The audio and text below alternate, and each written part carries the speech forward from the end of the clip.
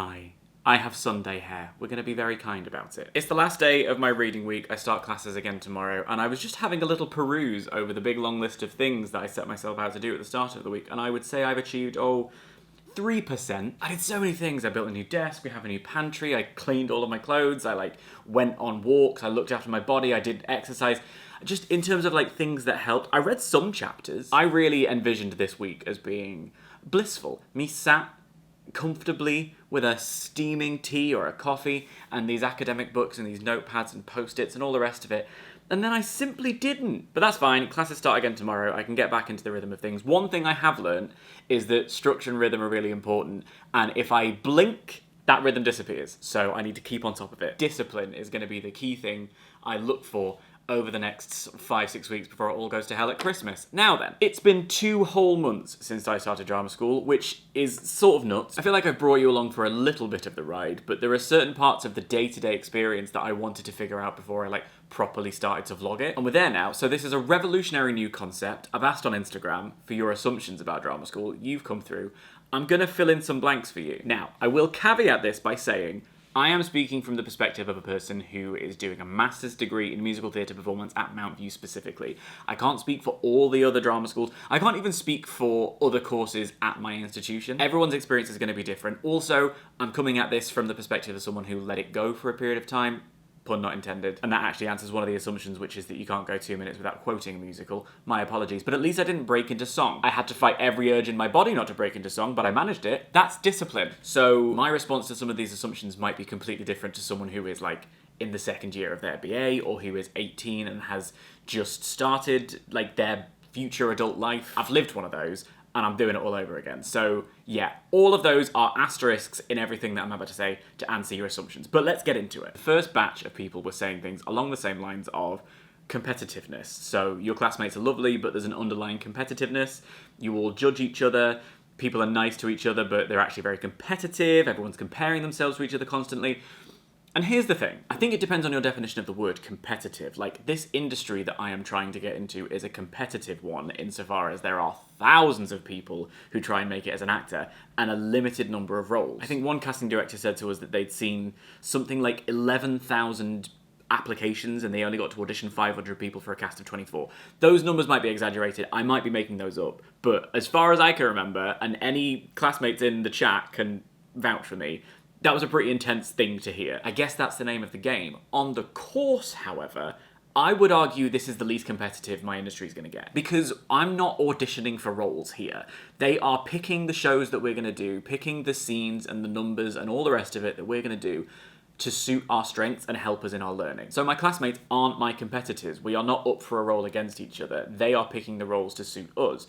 Also, when we do a public performance, I believe we'll have alternate casts. So on one night, one of us will play X character, and on the other night, someone else will play X character. And on top of that, maybe I'm really naive, but as far as I can see from my class, everyone just wants the very best for each other. I think nothing would bring us greater pleasure than seeing each other thrive. And I only speak from my personal experience of having grown over 6 weeks and seeing my classmates coax me along the way, encourage me, give me tips, message me afterwards to say you did a really good job. So in the wider world, yeah, it's going to be pretty damn competitive. But in the confines of Mount View, it's all very lift each other up. Because in a learning context and a learning environment, which is very different from being in the industry, you are going to get better if your classmates get better as well. By lifting each other up, you're going to get the most out of the class. Does that make sense? I think it makes sense. What an egalitarian viewpoint of drama school. Next! There's non-stop singing and dancing in the hallways.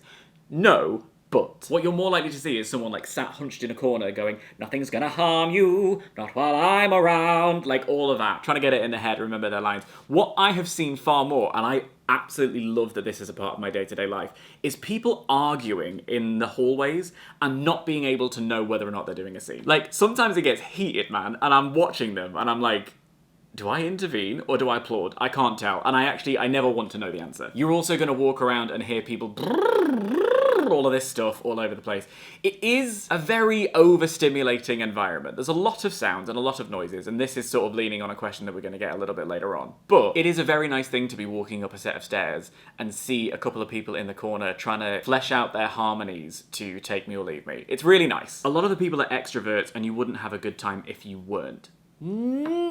I'm intrigued by this assumption because I would argue that by its inherent nature, performing is an extroverted trait. So if you're going on stage, you're showing. You are inviting people to look at you and you are sharing bits of yourself with the audience, right? So that is an extroverted thing to do. But when I sat down, I actually really took this seriously, and I sat down and looked at extroverted and introverted people tend to do a lot more reflection and internalize things, and shy and reticent, and all those words were being used for introverts. But there is an introverted element to a lot of what we're doing. After a lot of lessons, especially ones that have been very intense, and I have felt myself slipping, or I have felt myself learning a lot, I will go and find a quiet space and I will journal. I'll write down notes about the class, how I felt about the class, what I noticed about the way I'm thinking. They really encourage an awful lot of reflection and of internalizing the way you felt about something, noticing how your body is that morning. A lot of the classes start with like a spinal roll, with a quiet meditation. All things like that are actively encouraged. So I think there is an element of looking for a balance between the two.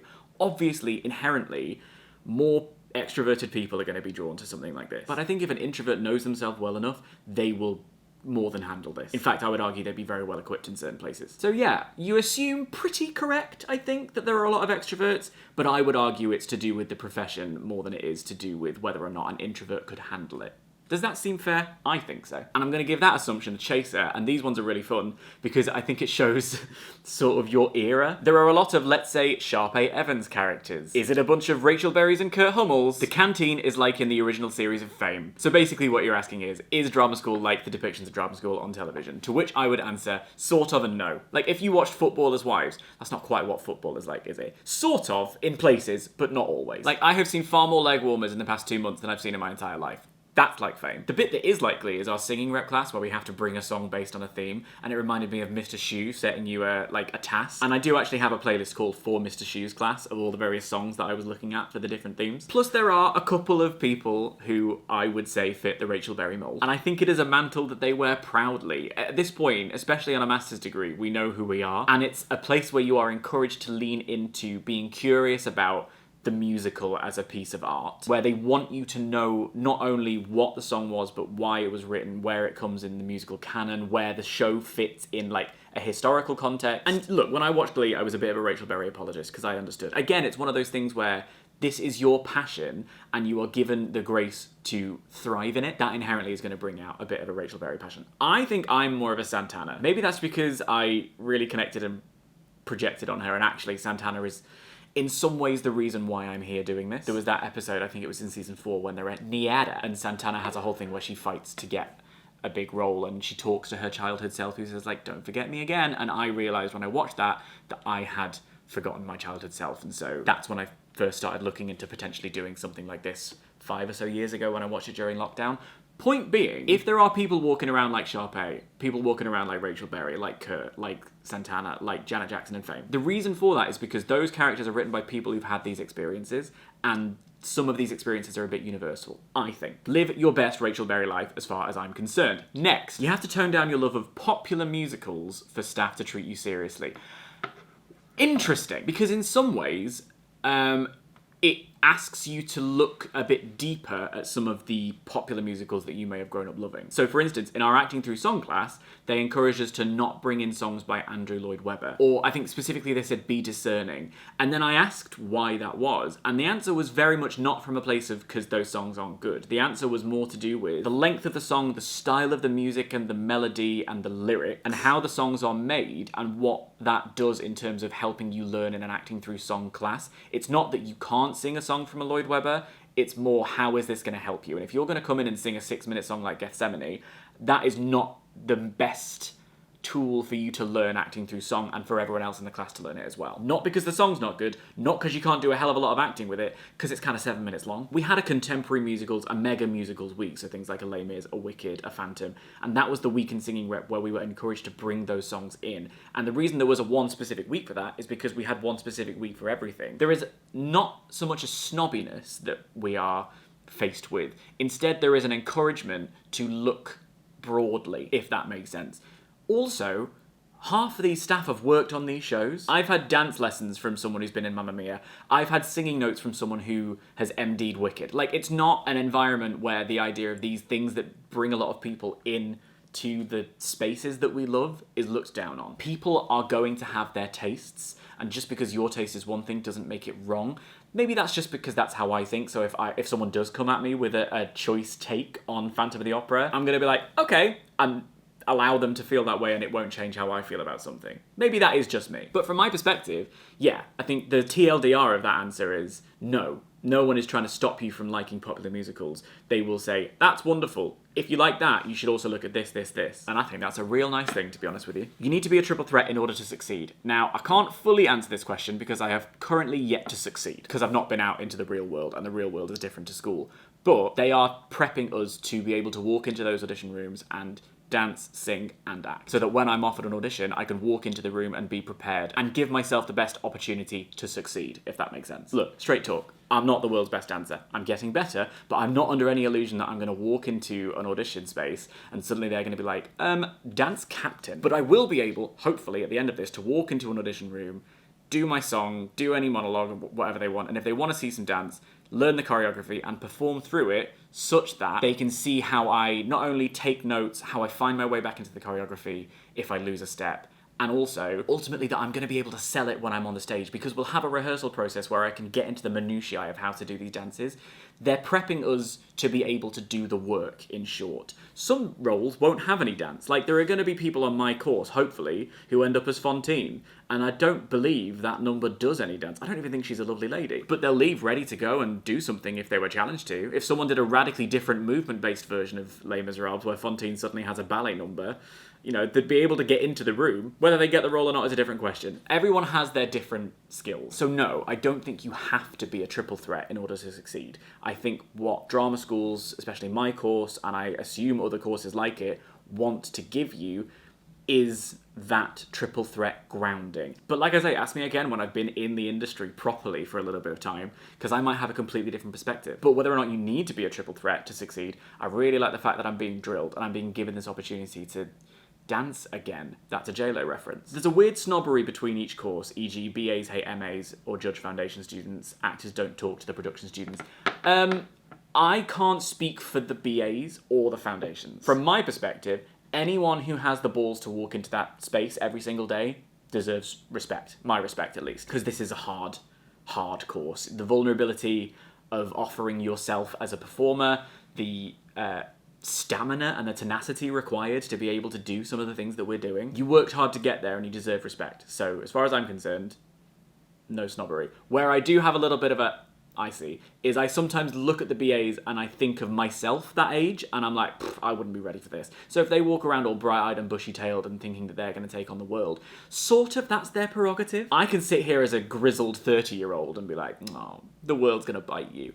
But, first of all, the world might not, and second of all, that's for them to find out. I only have that perspective because I lived that life. Whether they feel the same back, I have absolutely no idea. And in terms of different courses talking to each other, especially at Mount View, in the master's program, all of the courses end up sort of working together. So the creative producers are working on productions. The directors have come into our acting classes, into our voice classes, so that they can learn what it's like to train as an actor, if that makes sense. So that they can see exercises and techniques that they can use in their work and bring to their rehearsal spaces. Which I think is really sick, because ultimately, it sounds to me like theatre is an incredibly collaborative environment, and it's best for a director to be able to understand an actor, and an actor to be able to understand a director, to give us the opportunity to know how to work with musical directors. It's collaborative, is what I would say, so no. Certainly from my perspective, the snobbery is at a very low base.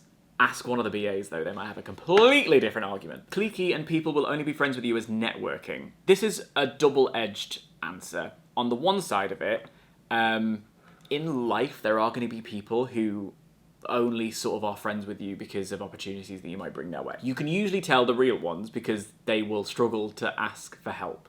I have friends in this industry who offer help on the regular, and even though they are kind, I am too nervous to accept it because I would never want them to feel like that's why I'm their friend. I'm their friend because I'm their friend. But they're offering it, so I should. And that's where the other edge of this sword is, which is to say that the people that I'm working with are going to be my network. These people are my friends, and we are friends because of our situation, but we're also friends because we're nice people. And at some point, yeah, it might be, I'm working on this new workshop, I reckon Dan would be great for that. Why don't we give him a call? Or I'd love to do this workshop with all of you. Like, that we're going to pick each other for projects because we are making a network, which I think is different from the idea of only being friends with someone for networking. And anyway, I've been in the YouTube game for 15 years. I've met my fair share of networky people, social climbers, kind of part of the gig, and you can sense them and you just then make the choice to not, give. But the same is true in any industry, I think, to be honest with you. You have to have a high level of confidence to succeed. Have we met every single person at some point over the course of these 6 weeks have cried because they're not good enough? I think a level of tenacity is important, but confidence? Please. This last one I find quite interesting and I quite like it. Drama students only want to be famous, not skilled artists. No, because there is no guarantee of that. These degrees are expensive and many people are working their asses off outside of their course on top of 12-hour days in order to afford the opportunity to train and learn their craft. There is no guarantee of being Eddie Redmayne at the end of this. Everyone who's wanted to be on stage has dreamed of being famous or a star or anything like that. To pretend otherwise would be a little bit disingenuous. We all thought about a red carpet premiere, or we all thought about winning the Olivier for our belt in Defying Gravity. But if that was the only reason you were there, I think you'd drop out pretty quickly, because the reality of the situation is it is hard work, not just in the classes, but outside the classes, and then when you get into the industry, it's even harder. There are going to be some incredibly skilled and talented people who just drop out of the industry because they're not seeing any forward progression. That might happen to me. I have the awareness of that. I'm terrified of that being a reality, but I know it's happened to some people. Fame is not the thing that people go to drama school for. They go to drama school to learn how to be better at the thing that they love. Something someone said at the beginning of the course, one of the tutors said, "You are here because you can't be anywhere else," which isn't like you didn't get accepted into other drama schools. It means you're doing this course because you've tried other things and it won't work. I lived life for 10 years and I always had this question. I'm at drama school now because I need to be. What happens after it, I've got no idea. Fame would be lovely. The house that comes with it, I'll take you around on my AD open house tour. I went to see Why Am I So Single the other day, and there's one big disco ball number where the energy is so high, the dancers are off the chain, and I'm watching the ensemble, and a lot of whom don't have their own lines or their own characters. They're just making up lots of different parts of the show.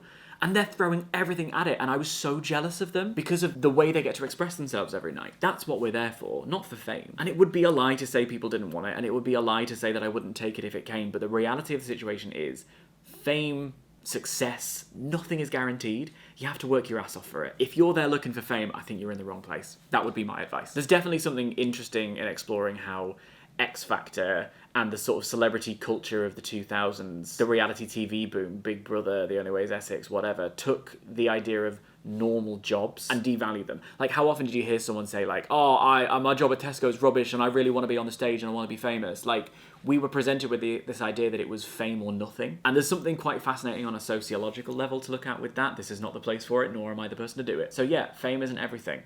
We'll see where the career trajectory takes me. I could walk out of this class into a Steven Spielberg movie and then never work in film again. That's just the way the industry goes. Or I could leave and not get a job for 2 years and then finally get an opportunity and I'm in an ensemble and I'll be living my best life because I'm doing the thing that I've trained for, that I'm passionate about. And if I lose my passion for it, I'll find something else. It's just that I tried to lose my passion for it for 12 years and I couldn't, and now I'm studying it because it's where I need to be. Anyway, thanks for your assumptions. I'm gonna go and lie down. Be good to yourselves and each other. I will see you very soon. We're about to start a big project where we will be performing musical scenes and I cannot wait. I will absolutely take you along for the ride for this one. Yeah. All right. I'll see you in a bit.